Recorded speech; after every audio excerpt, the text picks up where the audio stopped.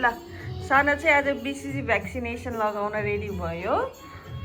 आज सानाको 10:20 मा अपोइन्टमेन्ट छ बाहिर चिसो छ त्यही भएर त्यो पिलाउँछ हर्के हल्दार हुने हो अनिता क्लेटन सेन्टर भनेर हाल्नु AYT यो त्यही हो हजुर बाबुको हजुर त्यही हो वेलिङटन स्ट्रिट होइन त्यही हो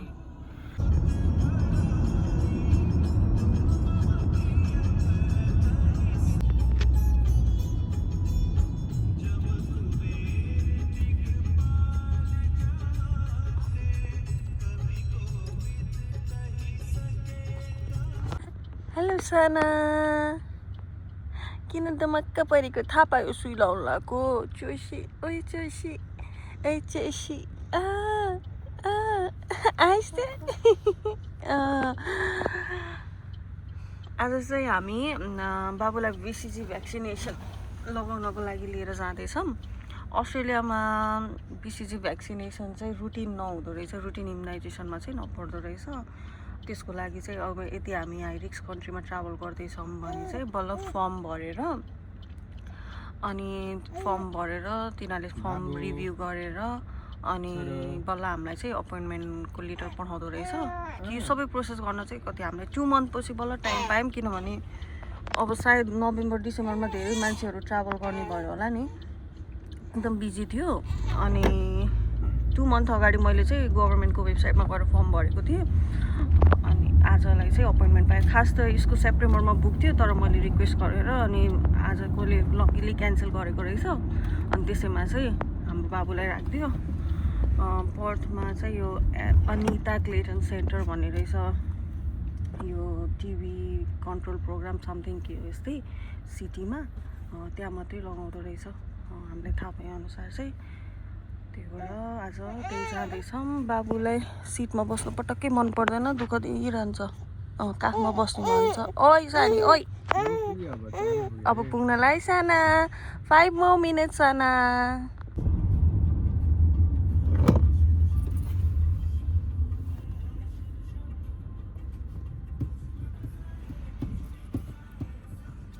गाडी रोक्यो भने बाबु रोइहाल्छ उसलाई ठनसनस गरिहाल्नुपर्छ गाडी रोकेपछि त ओ सानी जाँदैछौँ साना ए तिम्रो कस्तो बानी भएकोलाई रोक्नै नहुने ए ए बुद्धि ऊ चाहिँ इन्जोय गरिरहेको छ यो गाडी हिँड्दाखेरि चाहिँ बस्दाखेरि चाहिँ रुनी हो ए होइन छैन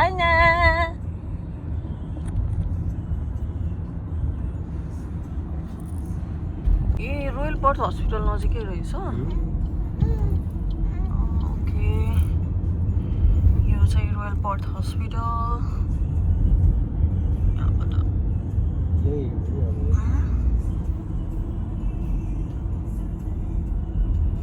कता हो खै यसको पार्किङ देखाएको थियो होइन साना हामी आयौँ है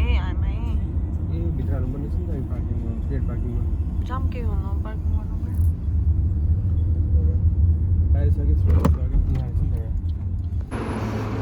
बाहिर चाहिँ पार्किङ गर्नु परेन यहीँ 3P रहेछ धन अनि त्यसपछि यही पायौँ लकेली अब बाबुको प्र्याम रेडी गर्दै हुनुहुन्छ यही नजिकै रहेछ उता रोयल पर्थ हस्पिटलको त्यो ब्रिज भयो अनि यो सिटी त्यहाँ हो सायद अब हामी पनि फिगर आउट गर्छौँ के लेखाएको छ त्यही हो कि जस्तो लाग्छ लेट्स सी कता रहेछ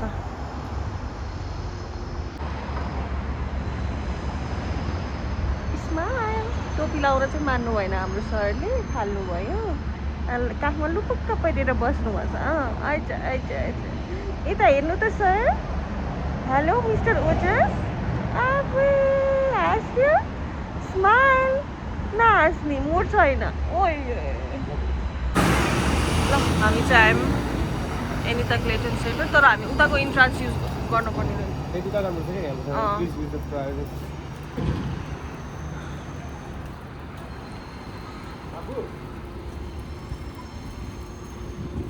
यताको इन्ट्रान्स लिनुपर्ने रहेछ अँ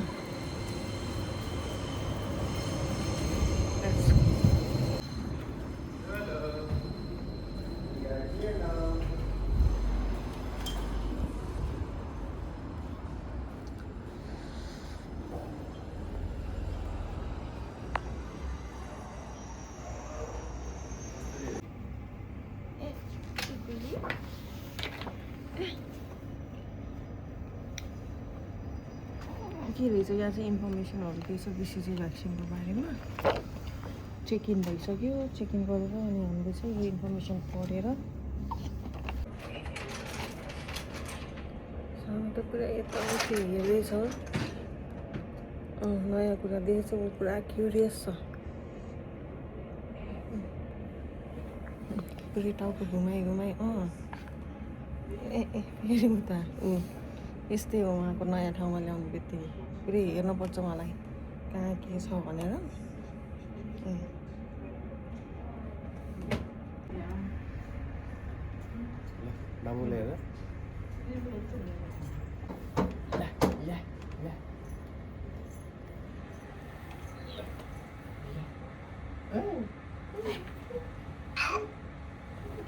उभिन पायो भने त कति खुसी हुने हो नि मेरो गुइची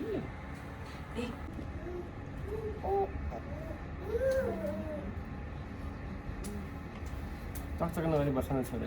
आनन्दले छोरो is almost ready for vaccination सबै रेडी भयो अब चाहिँ नर्सलाई मेरो छोरो थाहा पाए जस्तो गरेर भ्याक्सिन लगाइसक्यो सानोले रोइछ मेरो भ्याक्सिन लगायो दुख्यो भ्याक्सिन चाहिँ लगाइसक्यो सानोले अब चाहिँ सानोलाई लुगा लगाएर बिचरा आँसु नै बगाए के भन्छ रातो लिपस्टिकको होइन दिन त लुगा लगाइदिउँ अब चाहिँ हामी भ्याक्सिन लगाएर घर जाँदैछौँ सानोले आँखाभरि आँचु बनाइकिन रोइकिन अब मुखमा त्यो सिट हाल्न पाएर अनि त्यसपछि मक्क छिन् आजकल जे पनि मुखमा लानुपर्छ हाम्रो शरीरलाई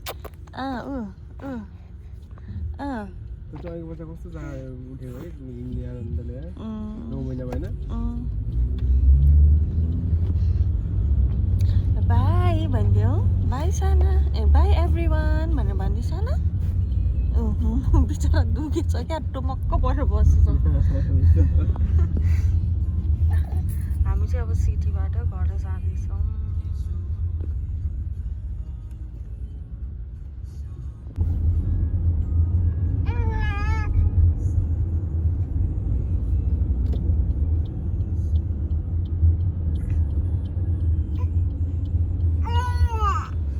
दुख्यो साना ल अब हामी भ्याक्सिन लगाएर घर जाँदैछौँ हाम्रो सानाले ऊ त्यो सिट मुखमा हाल्न पाएर खुसी हुनुहुन्छ बाई भनिदियो साना bye thank you for watching me भनेर भन thank you for watching my blog भनिदियो भनिदिएन पेसिफायर दिन मान्ने होइन फुत्तो फुत्तो फाल्ने हो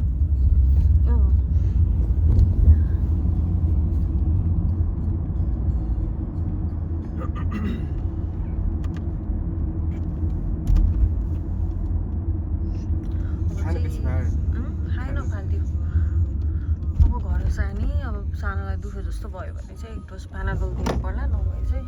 यति मान्यो दिनु पर्दैन भनेछ भन्नाले तर यो अब रोयो दुःख दियो भने चाहिँ एक डोज दिनु पर्ला अब हामी घर जाँदैछौँ घर आएपछि चाहिँ उहाँलाई इनर्जी आएको छ अब कहाँ जानु खोजेको थाहा छैन कहाँ जानु खोजेको केही थाहा छैन उहाँलाई इनर्जी चाहिँ आएछ यति चकचक गर्ने हो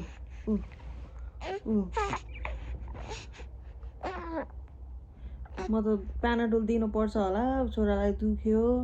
अब दुःख भयो भन्ने सोचेको यस्तो छ हाम्रो छोराको चकचक गरेपछि यहाँ लपक्क पर्न आइछि छैन लुस्यो यहाँ लुसेर मलाई के हो यता हेर यता